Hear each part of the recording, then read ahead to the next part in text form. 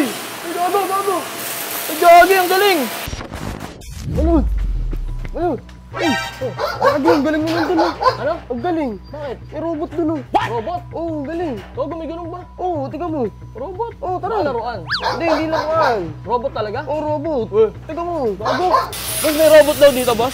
Ay, dun po sa ano. Ano yung robot nga? Robot. Gagi. Tingnan natin. Ito? Robot. Ay, gago. Gago. Boss.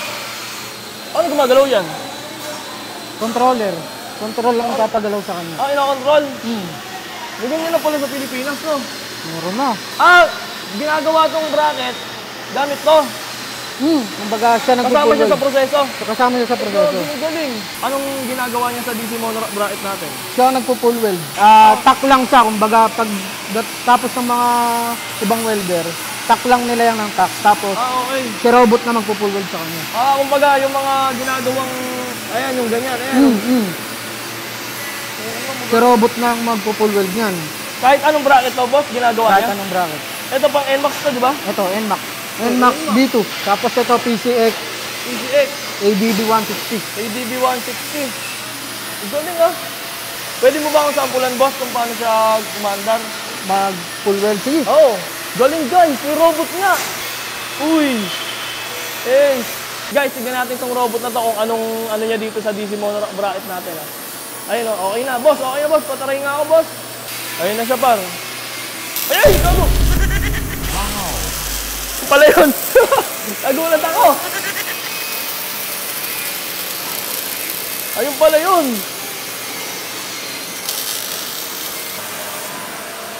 Ayun pala... Uy! Ay, gago! Ay, gagi! Ang galing! Gumagalaw! Lumilipat sa kabila, par! Gagi, oo nga! Para na talaga siyang tao! Naka-set up na kung saan siya pupunta! Ang galing! Oh! Ayun oh! Gumaganon pa yun, daig pa tao eh! Galing! Tignan natin kung ano kinalabasan nung ginawa niya.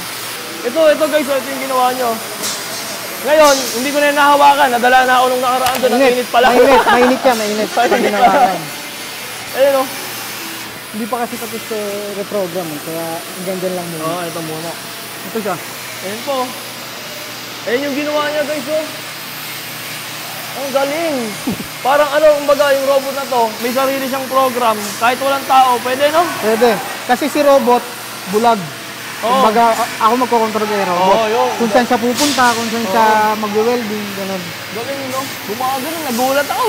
Kailangan yung taong mag-operate sa kanya, kailangan malayo. Kasi hindi mo alam kung saan pupunta si robot. May tendency kang tamaan. Ayun guys, ito yung robot na to, parte ito ng paggagawa, proseso ng DC mono bracket natin. Isa to sa nagpapatibay sa mga bracket natin. Ayun, nakikita nyo naman guys oh. Quality talaga siya. Quality yan. Tapos sunod nito boss, after nito, dun na sa powder coating no. Maglilinis na. Sample ng mga na-full weld niya. Ayun oh. Ayun oh. Ayun, ganun pala. Yan. Lahat yan, kaya. Basic pala dito, no? Kaya si robot lang may bonus. Bibili nga ako niya sa bahay, tagahugas ng pinggan. Ay, di ba yan, boss? Sa bahay, maghugas na ng pinggan yan. Pwede. Tinuturuan din maglaba yan. Naglalaba din? Ito matindi pala to, no? Magkano ba yan? Yun ang dito. Ayun lang, mahal yan. Wala tayong pambili. Alam nyo na guys, kung ano ang proseso ng paggawa ng bracket natin. Dahil nung nakaraan, pinakita ko din sa inyo kung paano. At isa to sa proseso na tumutulong doon. Eh, alam niyo na paano gagawin. No, hindi mo na lang. Number 1.